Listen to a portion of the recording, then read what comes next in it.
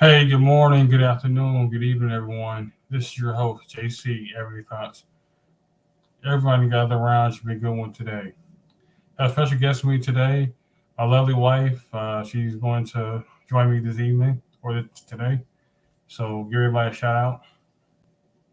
Hey everybody, good to see you. Good time to be with my husband for the first time. So we should have a good show, like you said today. Oh yes, most definitely. And today's topic is making marriage work. Uh, we've been married almost 2 years now, and we have a baby girl named Olivia. She's almost 11 months. She'll actually be 11 months tomorrow, so we're very ecstatic about that.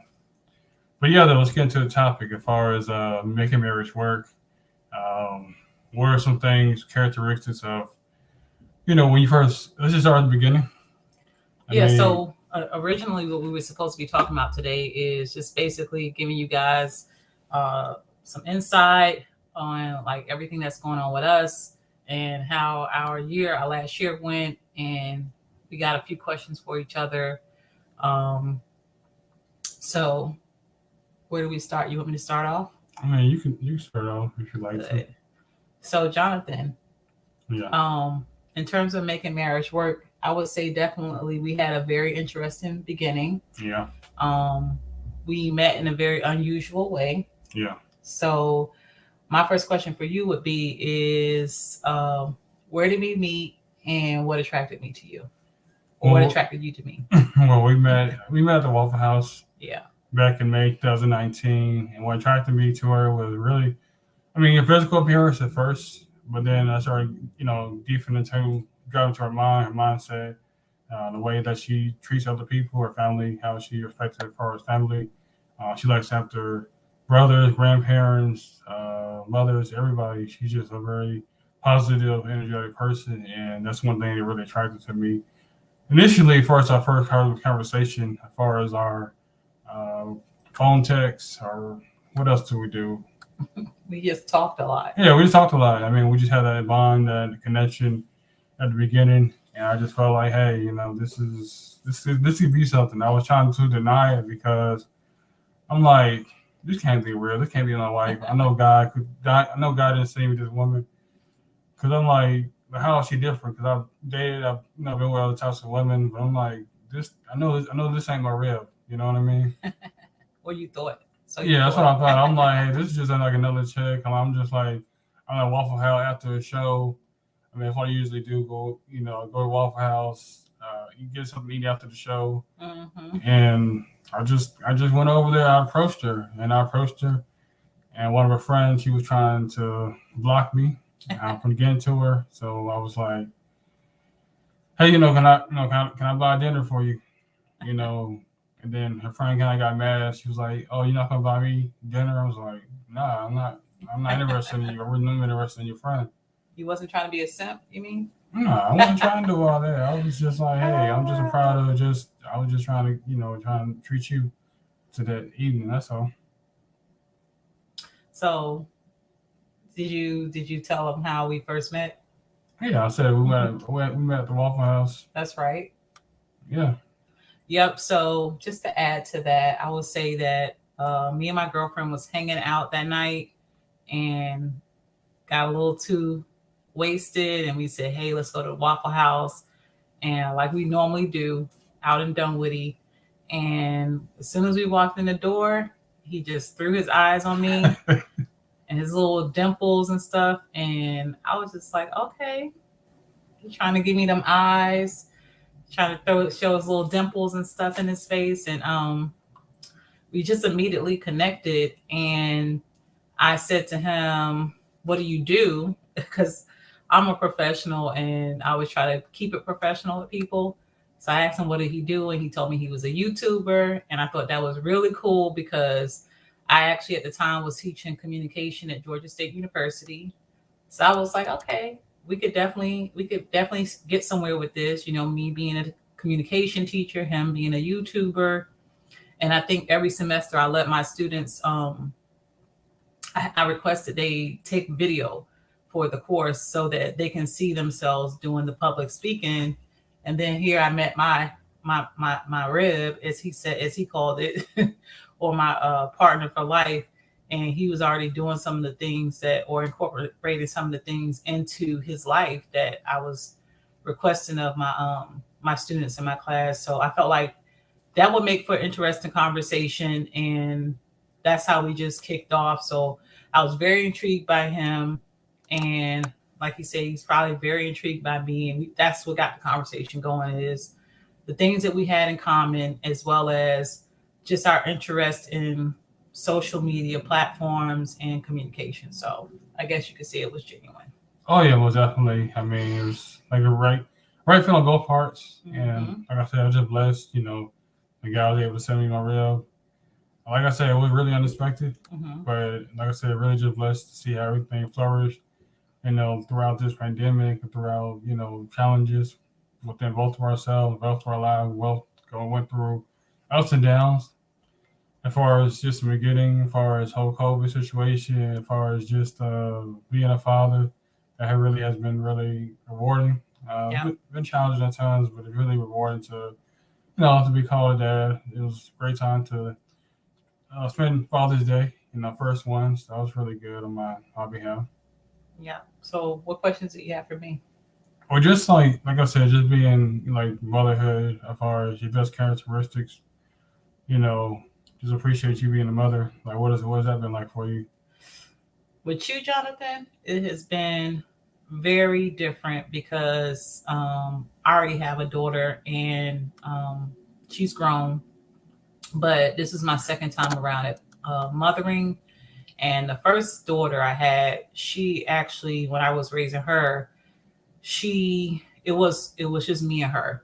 There was no father in the home. So I would say it was a lot easier because I didn't have someone to challenge my opinions of parenting, or just the whole relationship, like trying to make it work with another individual there. And then also, to add to that, we were only in our second year of marriage. Well, yeah, I would say second year of marriage, because even though we've been married for 2 years, we actually been together for 3. So having someone else to question what I was doing, and then also understanding how parenting works in the dynamic of marriage, I would say it was different. I think sometimes it made things a little bit harder because I couldn't just do what I want.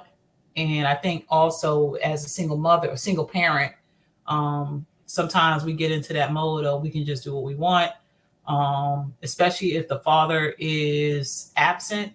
And when I say absent, what I mean is not that he's not part of the child's life, but basically he plays a secondary role to mom. So mom is the primary caretaker, dad being the secondary caretaker. I just didn't really have anybody to challenge me on how I wanted to raise my daughter. And then now with Jonathan and us having baby Olivia, it's a lot different because sometimes I have my parenting style, he has his parenting style.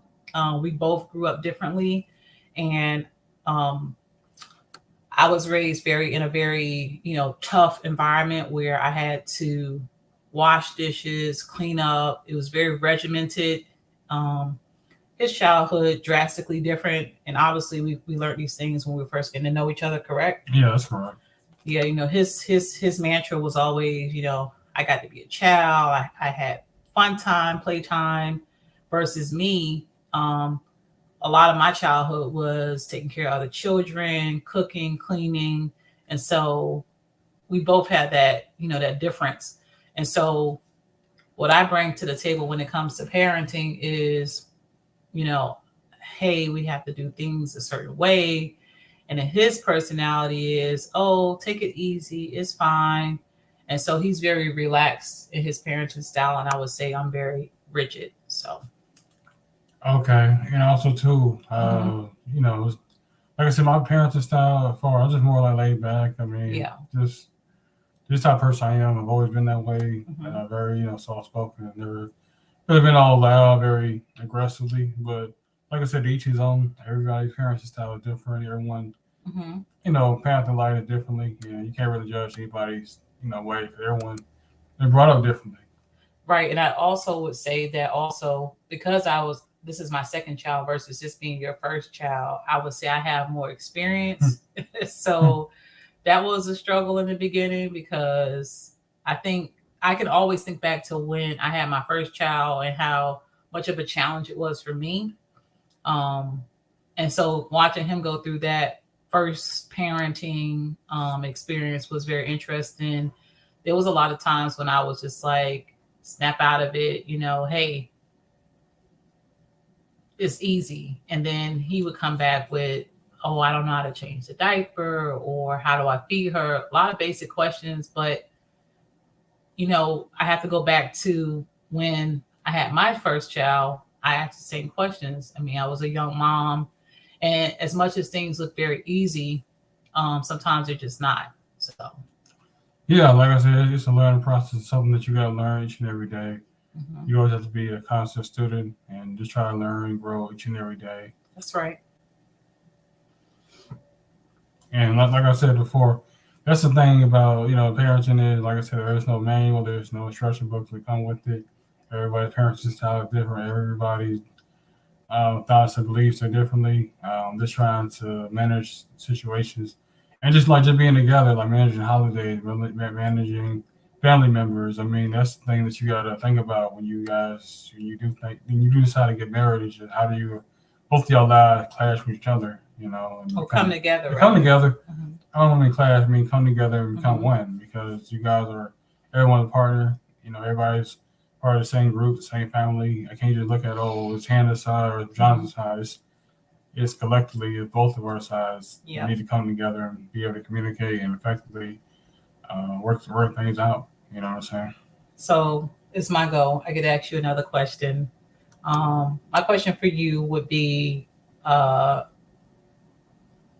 do you think you were ready for marriage? I mean, honestly, I feel like in the beginning, I feel like I always knew I wanted to get married as a young age when I was 8, 9, 10 years old as a boy. Something I always dreamed about as far as just telling my brother, yeah, I'm gonna get married, I'm gonna get married. I'm gonna have a daughter. And like I say it worked itself out, but to actually get to the podium, get to the ceremony, it was a private ceremony. It was just us two and God. So it was really enriching, just because like just everything as far as COVID and stuff, it was just Mhm. best interest just to do, my wife and I, and we had an officiant. One of her best friend was the officiant, so it was us three, and of course Us God, four. us four, and Yeah. us four with God, and like I said, it was a blessing to say the vows to her, and for me to us to exchange vows. It was very blessing, very a fond memory of me, something I won't forget, something that I Mhm. keep sacred is the vows that you have, the covenant you have with God. And like I said, it means something a lot to me. It always means something a lot to Mhm. me to be saying, hey, they'll do us part. That's one thing the mission statement is. And Mhm. funny thing is that we went down to New York, we saw King Tut, the tomb, and I'm Right. like, hey, that's Grant's tomb. the Grandstone. We're like, hey, that's where we're gonna be like. That's gonna be our legacy. We're gonna be laying next to each other, coffin to coffin. So That's I mean, right. that's really the goal is for marriage. If you just thinking about marriage or something just Mhm. to do or just to Mhm. sign sheet of paper, just to say, hey, we did That's it, right. just to check it off your list, then you're not really ready for you're not ready for marriage. And like they say, they're ready for marriage. They want marriage. Oh, can't wait till I find that man. I can't wait till I find that woman. But Mhm. marriage is something that you really have to work on. You have to really grind each and every day. You're going to butt heads. You're going to have, Mhm. differences in your days when you want to be like, hey, I want to throw the towel in today that, you know, days are just enriching. I mean, so you just have to really just continue to pray for one another, continue to monitor and love each other and really just respect each other and try to maneuver through life pathway Yeah. because there are going to be challenges, there are going to be roadblocks, but how do you guys both handle the situation is how you're going to push through marriage. Yep. Yep. And there's definitely gonna be trials, and I will answer the same question just in fairness. I would say, just similar to childbearing, that wasn't my first go round. And so when it comes to marriage, and we just being really transparent today, like just letting you guys more into our world and showing you who we really are. So I don't mind sharing and keeping it 100 or keeping it a buck. But I would say that, I was married before previously twice. And I would say the first couple of times when I got married, I really, really wasn't ready for marriage. And I would say I did it more so because uh, I got a proposal. And being that I was young and I already had a daughter, I just thought it was the right thing to do, um, to try to have or to try to give my daughter a father figure in the home, because I had a father figure in the home. So I always felt like a two-parent family was more um, beneficial to children's upbringing.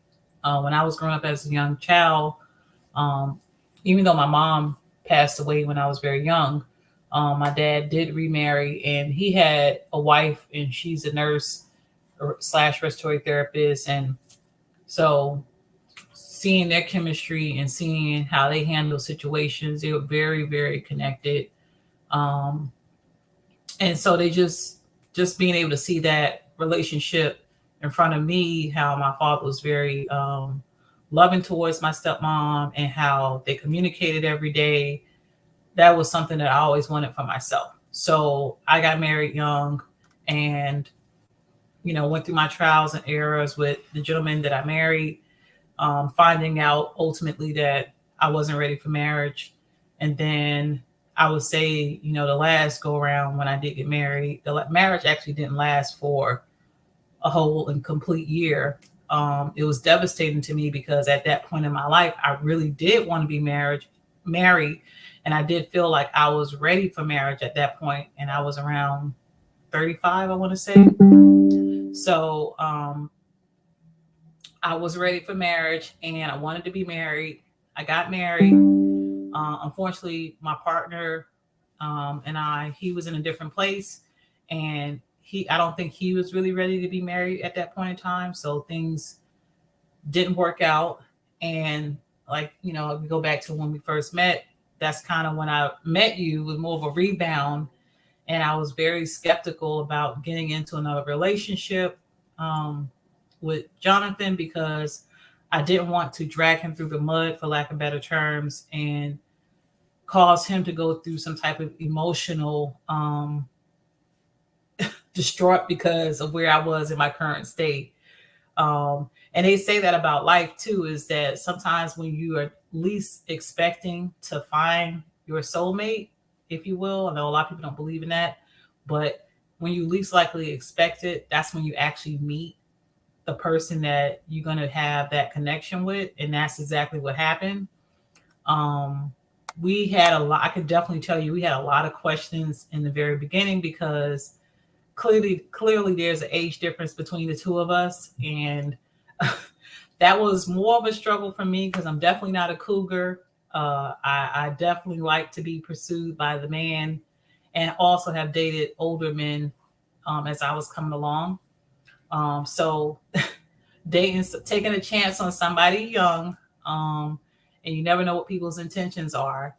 I was very skeptical about why this younger man was pursuing me, and should I have taken him seriously or not? But like he said, like, we had a lot of conversations going on and just clarification. To be, like I said, completely honest, in the beginning, we actually had an open relationship, right, Jonathan? Yeah. And like I said, I was on a rebound. I was having my hot girl summer. And we were just trying to keep it. He actually had somebody that he was with at the time. And I was just enjoying, being single or whatever. So even though we were together, we were allowing ourselves to take our time to see if we really wanted to pursue something serious with each other. And as time progressed, then I cut a lot of the guys off that was talking to me. And then he started cutting off some of the women that was talking to him. I think he had more of a difficult time because, like he said, in his mind too, he wanted to make sure I was the right one too. And he was taught, to play the field and not get tied down, and make sure that, once you do commit to a woman, she's the one and you can commit faithfully to her. So not to, take the words out your mouth, but those are some of the type of conversations we had in the very beginning. So Oh yeah, well definitely. I mean, we had as far as just we first got to know each other. Like I said, she was she said she was getting out of a marriage, was getting out of a relationship. Like I said, and freely, I was just like dating around, just trying to see what was out there, and I had to really make a really critical, life changing decision to see, who would be my real, who would be my soulmate. And like Yep. I said, we just constant communication, constantly hanging out, and we just kind of blocked a lot of people off, and we just like just focus on us, and then. And I was traveling, and he was house sitting for me. I mean, he had his own place. There was a lot of times when I would get calls from my family, and they'd be like, "Who's this bum you got living in your house?" And I was like, "He's not a bum. He has his own place. He has a job. He has his own money. He's not mooching off of me." But I did, because he was so mature and responsible, I felt comfortable leaving him at my house. And what I was doing at the time is I was a consultant, and so I was constantly away from home and needed somebody there to check the mail. And I had a dog, so I was hoping that he could take some of that responsibility, help me cut my budget at half. So he's taking care of my dog too, and I didn't have to take her to daycare as much because he was there. So it was just a relationship that kind of grew together. It wasn't, I wouldn't say it was shotgun at all. We actually waited a year and a few months before we decided or made the decision to get married. And I think we made that decision because we just really, really got along and could see some long termness with the relationship. So that's the course it took. Oh yeah, man. It took as far as approximately like like a year and 4 months for us to, to say I do and then, tie the knot. But like I said, everything was going on in the world with COVID and everything else, like I said, we just made it, Lockdown. yeah, it kind of locked down. I mean, kind of limited us a little bit because I know in the beginning we was really up and going with the Disney World, went to Charlotte, went to New York. We was just like Chicago. Chicago. We just went to so many places and all the just like all the fun times in 2019. But then as soon as COVID hit, we slowed down a little bit. Yep. Slowed down with the travel like everyone else, Yeah. and was homebound, homebodies. And that's what I guess things just took a different path. And we started really depending on each other to see, could we really be there for each other? And then the decision was made to get married. And like you said, it was a very intimate setting. We wish we when we actually made the decision to get married. We were considering doing a Las Vegas style wedding. We were going to invite our families and friends. We had already booked a venue, but things were still shutting down, so we couldn't do necessarily, or we couldn't necessarily plan it the way we wanted it to. But the decision was made too, like not to waste money, and because we like to travel so much, we figured we could keep that money and keep traveling and doing other things outside of spending money on a big wedding, just to show people that we were getting married. Oh yeah. I mean, like I said, we kind of already knew before then. I mean, like I say, like a lot of my videos, man knows within 2 years, like whether yours is life or not. And I Mm-hmm. would say, don't just won't waste your time. If he's not committed, he's not trying to move you. Fiance. What's the other fiance? What else? Move you beyond what they call it, catch. What? Well, yeah, just move beyond just far just being boyfriend and Mm-hmm. girlfriend. Whatever that is. At Yeah. this point, like I said, Mm-hmm. you guys gotta really be trying to move you. You guys gotta be trying to have the same vision, the same core value. Like I say in a lot of videos, so you just have to be really just be open, get very vulnerable, be trying to settle down, trying to marry, and then like I Mm-hmm. said, we have a child, so we just been kind of moving along pretty nice and swift. But the only thing we do, we pray, and like I said, we pray. You get pray to God. Makes Mm-hmm. He's the one that made everything happen, so we can't praise Him enough. Yep. So let me ask a different question, just to give your audience a little bit more insight. But what has the last year been like? Well, it's been a lot of a lot of ups and downs as far as the beginning, as far as pregnancy, as far as Mm-hmm. you being hospitalized. I mean, that was really something that really was challenging on my behalf. Olivia being premature. She coming. How many weeks was it? Like she came like 6 to 8 weeks early. Yeah, 6 to 8 weeks early. So that was really challenging. Yep. Because this time last year we was actually doing our baby shower. So that's right. We got all friends, families, and we would celebrate, to try to see, trying to get yeah, I almost didn't make it, right? Yeah. To be honest with you, I mean, she almost didn't make it. I mean, twice. Twice. I had 2 life scares. Yeah, 2 life scares. I mean, I was worried about the baby being healthy, checking in on the wife, checking in on Olivia because she was in NICU. And I was in the ICU on a ventilator. On an ICU ventilator. Incubated. So it was a really scary time. Yeah, it was a really scary time for both of us. I mean, I didn't know if she was gonna make it. I didn't know if Olivia was gonna make it. So I mean, I just remember her family. Friends. It was very atypical for you because you like to kind of play life by the rules, and then here you were slapped with this very atypical situation where you were expecting your first child, but then your wife was on a ventilator and you was giving her this might be her last day's notice. Yeah. And then we couldn't talk to each other because I was in the ICU unit with COVID pneumonia. Yeah. And you were isolating because you had COVID as well. Yeah. And then they decided while I was in the medically induced coma that they would deliver the baby to help me out, to help me to breathe. And then about a week later or so, I woke up from the coma, very traumatized, very emotional. And then I started my recovery to getting out of the hospital.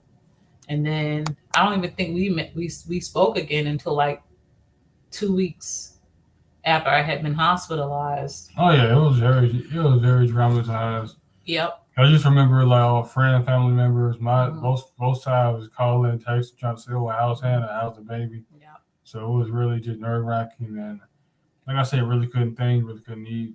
Just was in my room isolated, just trying to pray. Everything worked itself out. Yeah, everything worked out. I mean, I think after I had the baby, so that was 2 weeks time frame. And then I got out of the hospital and I had to rehab. I couldn't walk. Had a lot of health issues as a result of being in that medically induced coma and being intubated. And so when I first got out of the hospital, they were rushing me to get out of the hospital, I would say. And then I wasn't really well enough to be sent home. And they sent me home with the wrong blood thinner. So I developed a pulmonary embolism. And as a result, almost died at that time. If you wouldn't have made that life-saving call to take me back to the hospital. And I spent another week in the ICU, COVID unit, because I had the previous status of being an ICU COVID patient. So another whole week passed where I was in ICU COVID unit with pulmonary embolism. And then they were able to stabilize me on the blood thinning medication. And oxygen tank. Yep, and oxygen because my breathing was messed up first from the COVID, then from the pulmonary embolism. So, and then the baby was still in NICU unit. Yeah. She didn't return home. Yeah. Until when August? Late August. Yeah. So late August, yeah. And then so once they released me back from the hospital, that second time, then we had to start this whole road to recovery. And if you know anything, if any of you work in the medical industry, after you intubate and put someone in a medically induced coma, my brain was so messed up and I was so high off the medication that they were giving me.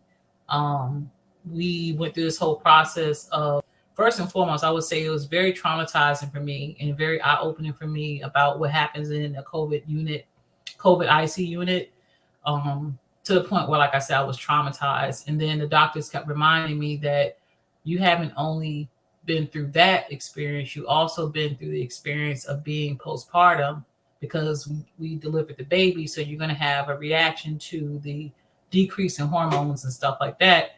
So it took a lot of convincing And then I was driving this man over here crazy, very disappointed in myself because I was a very able-bodied person prior. And then having to push all the responsibility on him and my family, it really it was like a shock to us, a shock wave. And I don't think you were necessarily prepared to handle that. Yeah, I mean, it was a lot to digest. It was a lot to digest. I mean, I'm just, grateful and grateful that, we both made it out That's right. safe. I mean, healthy now. Like I said, Yep. it's almost 11 months. So that's already a blessing. It's, time flies. It's almost a year. Yeah. It's almost been a year since all this craziness happened in our lives, and our family's getting back together. Yeah. I went back to work in October, even though I really shouldn't have. Went back to work in October, and then I went back to work again in December because I always try to keep a part-time job. And so, and then also the third job, which is being a mom to Olivia, and wife to you. So I think that we've had our difficulties. It hasn't been perfect. For everybody who thinks that just because you have this show and you talk about the ideal relationship, it hasn't been perfect. It definitely hasn't been easy. Like Jonathan said, we work at it every day. There's not a day that goes by that we're not pushing ourselves to be our best person. I push him, and he definitely pushes me. There was times when I really didn't feel like I could keep going, but we do it daily. And I would say it having a baby, having COVID, being in a pandemic, it definitely put a strain on our relationship. And I would say the thing that if you go through something in life, the biggest factor is how you communicate with your partner and keeping the communication lines open and working on that daily, because there's going to come times when you don't really like each other. But if you keep that one goal in front of you, which is to stay together and keep working on yourselves and making improvements, I think that's what sustains us. And then I also think all of the people that support Everyday Thoughts, him being able to get back and start doing this YouTube again, because he kind of felt like he had to leave what his true calling was and his passion when he was caring for me and caring for Olivia. He felt a lot of times he felt like, well, I had to give all of that up in exchange to be a father and a husband. So thanks to all of you for continuing to support Everyday Thoughts and being supportive of Jonathan and realizing that he is a really good person and that his goal is to enrich his audience's lives just the same way he's enriching his own life. So keep supporting the show, the talk show, and the podcast and YouTube channel. But what else you want to say about that? Like I said, just try to keep supporting. I mean, like I said, our goal and mission is to enrich other people's lives each and every day. I mean, that's kind of the vision of the channel. I mean, I started off by myself.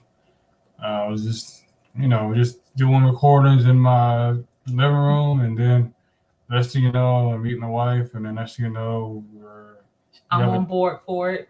Yeah, and we have our daughter. So now it's like I just see the channel just keep growing. Like I said, I appreciate all the support, and like I said, I just want the channel to keep building because it's all the content that people they need to hear, they need to pay attention to. I mean, that's right. That Black families, it's possible to have a Black family and Black unity, and not only that, is possible for Black people, Black couples to survive. That everything doesn't have to be catastrophic or end in a bad way. And I definitely think that's the path that we're on as a nation of people. Is that the more we continue to pour into each other and into our families, I think that's going to bring about a generation of young people that really see that there is such a thing as Black love and that is genuine.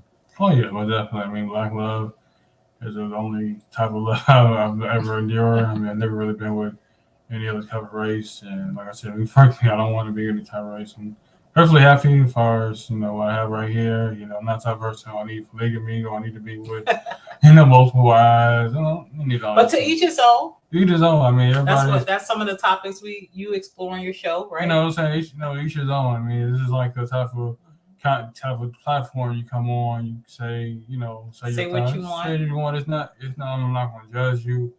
I'm not be very biased towards you. However you feel. And that's the one thing about the channel, because not every channel you come on, you just express yourself. I mean, you got to be all politically correct or be very, outside your culture, outside your nature. And this is the type of platform you come on. Be yourself. So, like I said, I appreciate all my guys that come on. I mean, come on, we have good conversations, and like I said, that's what it's all about. It starts with conversations, then it starts with moving to the communities, and then just try to make stuff happen, make positivity happen each and every day. That's right. That's right. Well, I don't have anything else to say. I think I've overtalked in this session, which I do a lot in our marriage. Definitely the over talkative one. What else do you want to say, Jonathan?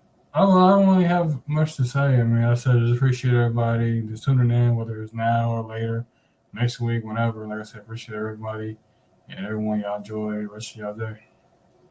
All right. Thank you. All right. Thanks for tuning in.